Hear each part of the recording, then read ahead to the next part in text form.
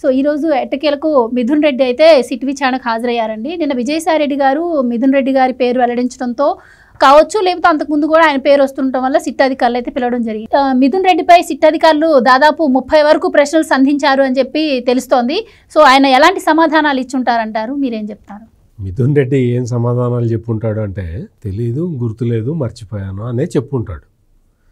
ఎందుకంటే వీళ్ళందరికీ ఎవడు వైసీపీలో ఎవడు నేరం చేసి పోలీసుల చేతిలో చిక్కిన కేసు బుక్ అయినా వాళ్ళు చెప్పే సమాధానాలు మాకు తెలియదు, మర్చిపోయాము, గుర్తులేదు, ఇప్పుడే నిద్రపోయి లేచి వస్తున్నాను అనే చెప్తారు.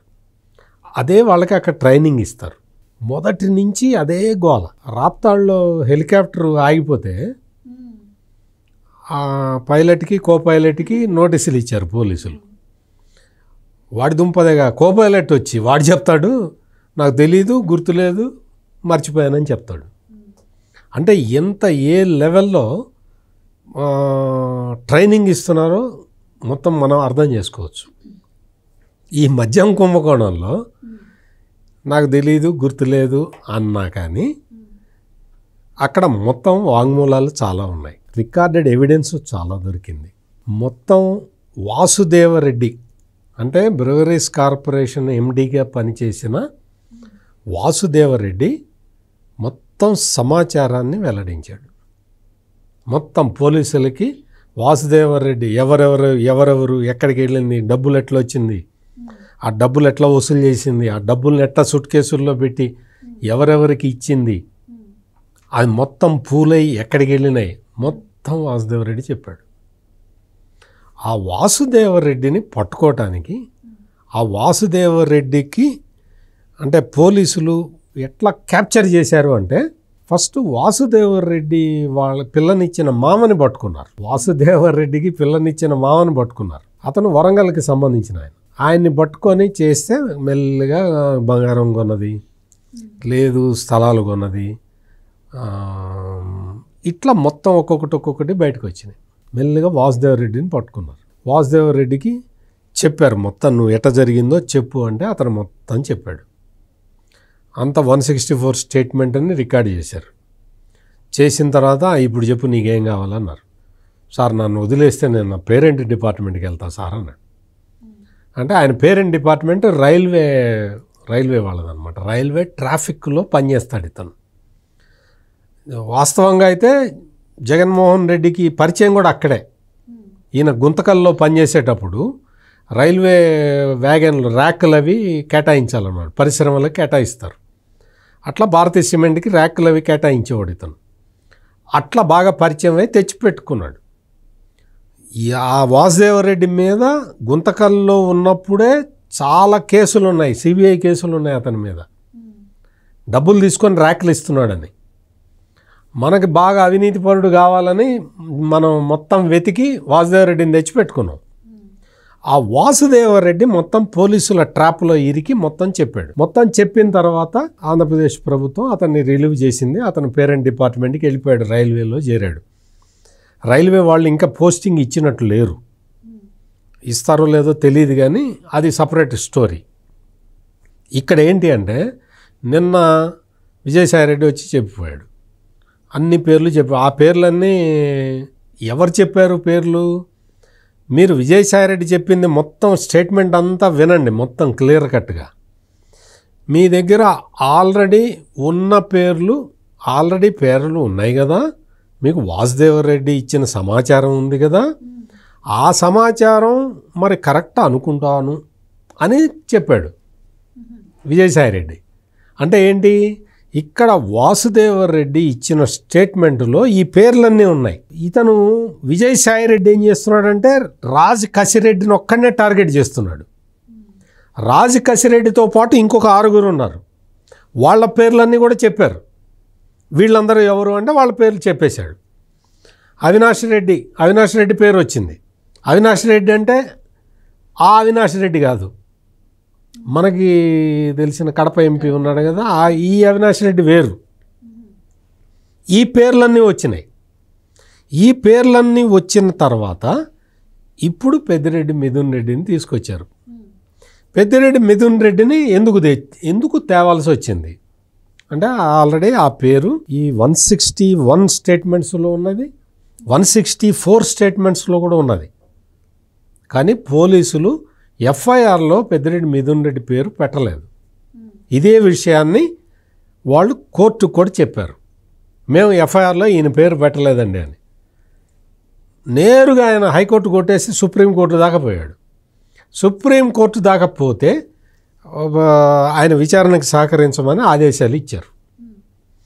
యాంటిసిపేటరీ బెయిల్ ఇచ్చారు కానీ విచారణకి సహకరించమని చెప్పారు. సో అందులో భాగంగా ఇప్పుడు పోలీసులు నోటీస్ ఇచ్చారు. ఆ నోటీసు తీసుకున్నాడు, అడ్వకేట్తో పాటు వచ్చాడు. అడ్వకేట్ని 10 అడుగుల దూరంలో కూర్చోమన్నారు. ఈయన్ని క్వశ్చన్లు అడిగారు. విజయసాయిరెడ్డిని 35 క్వశ్చన్లు అడిగితే అందులో దాదాపుగా అన్నిటికీ కూడా వాసుదేవరెడ్డి చెప్పింది ఎండార్స్ చేశాడు. కొన్నిటికేమో నాకు తెలీదు అన్నాడు. ఎక్కడెక్కడ తెలీదు అని చెప్పాడు అంటే ఈ కేసు తోటి జగన్మోహన్ రెడ్డికి లింక్ ఉన్నదా అన్న క్వశ్చన్ ఏదైతే రిలేటెడ్ క్వశ్చన్ ఉంటే దానికి నాకు తెలీదు అని చెప్పాడు. అయిపోయిందా?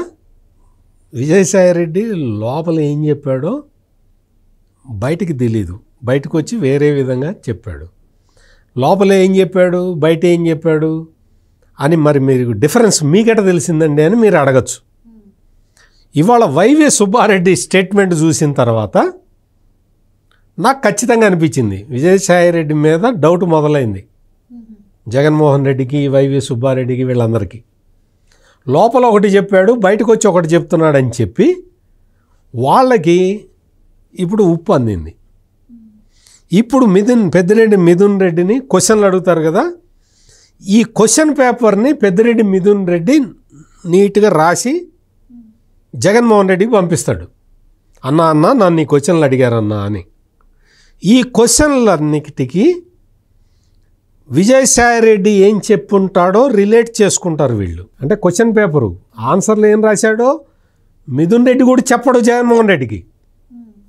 క్వశ్చన్ పేపర్ వాళ్ళకి కావాల్సింది కూడా క్వశ్చన్ పేపరే. ఆన్సర్ ఏం రాసావు వాళ్ళకి ఇంట్రెస్ట్ లేదు. అంటే కేసు ఏ డైరెక్షన్లో వెళ్తున్నది అనేది జగన్మోహన్ రెడ్డికి కావాలి. అందుకు క్వశ్చన్ పేపర్ కావాలి. దానికి ఆ క్వశ్చన్లకి ఏం ఆన్సర్ చేసే వాడు ఏం చెప్పినా కానీ వీళ్ళకి సంబంధం లేదు. ఆ క్వశ్చన్ పేపర్ వచ్చిన తర్వాత జగన్మోహన్ రెడ్డి ఇప్పుడు అక్కడ కూర్చొని యలహంక ప్యాలెస్లో కూర్చొని దాని మీద లీగల్ ఒపీనియన్ తీసుకొని దానికి సంబంధించిన ఎవిడెన్స్ ఏదన్నా ఉంటే ధ్వంసం చేసుకుంటూ దాన్ని కేసుని సిట్ వాళ్ళది ఎగెనెస్ట్గా ఆర్గ్యుమెంట్ బిల్డప్ చేసుకుంటూ వాళ్ళు ఎక్సర్సైజ్ చేసుకుంటారు. ఇది యలహంక ప్యాలెస్లో రేపటి నుంచి జరగబోయే ఎక్సర్సైజ్. ఇదంతా అయిన తర్వాత అప్పుడు ఈ లోపల ఇంకా ముందరికి వెళ్తారు కదా. ఇదంతా నేను జగన్మోహన్ రెడ్డి సైడ్ నుంచి చెప్తున్నా కదా. మరి ఆ కేసు ఇన్వెస్టిగేట్ చేస్తున్న ఐపీఎస్ ఆఫీసర్లకి ఇవన్నీ తెలియవా నేను చెప్పేవాడిని. అందుకని కొన్ని తప్పుడు క్వశ్చన్లు కూడా అడుగుతారు, కొన్ని మిస్లీడింగ్ క్వశ్చన్లు, కొన్ని రాంగ్ క్వశ్చన్లు కూడా అడుగుతారు. ఆ క్వశ్చన్ పేపర్ దగ్గర పెట్టుకొని నువ్వు ఆన్సర్లు రెడీ చేసుకుంటే జగన్మోహన్ రెడ్డి పప్పులో కాలేస్తావు. అందుకని ఎవరి తెలివితేటలు వాళ్ళకు ఉంటాయి. ఇక్కడ మొత్తానికి ఏంటి అంటే ఈ రాజ్ కసిరెడ్డి వాళ్ళ మళ్ళీ హైకోర్టులో ముందస్తు బెయిల్కి అప్లై చేశాడు. ముందస్తు బెయిల్ ఇస్తారో ఇవ్వరో ఇంకా కోర్టు సెలవులు ఉన్నది కాబట్టి తర్వాత తెలుస్తుంది. ముందస్తు బెయిల్ వచ్చే వరకు పోలీసులు కూడా అరెస్ట్ చేయకుండా ఉంటారా, లేదు అతన్ని అరెస్ట్ చేస్తారా, అతను ఎక్కడున్నాడు అనేది పోలీసులకి తెలుసా? నేను ఇంతకు ముందర మీ డిబేట్లోనే నేను చెప్పా, రాజ్ కసిరెడ్డి లాస్ట్ సిగ్నల్ హైదరాబాదులో జర్నలిస్ట్ కాలనీ దగ్గర దొరికింది అని చెప్పా. నిన్న విజయసాయిరెడ్డి కూడా అదే చెప్పాడు, కన్ఫర్మ్ చేశాడు. లాస్ట్ సిగ్నల్ జర్నలిస్ట్ కాలనీ దగ్గర దొరికింది, హైదరాబాద్లో జర్నలిస్ట్ కాలనీ దగ్గర. ఇది ఇక్కడ జరుగుతున్నది. ఈ టోటల్ ఎపిసోడ్లో మొత్తం అందరూ కూడా అడ్డంగా దొరికిపోయినట్టే నాకైతే అనిపిస్తుంది. Please subscribe to Leo news for more videos.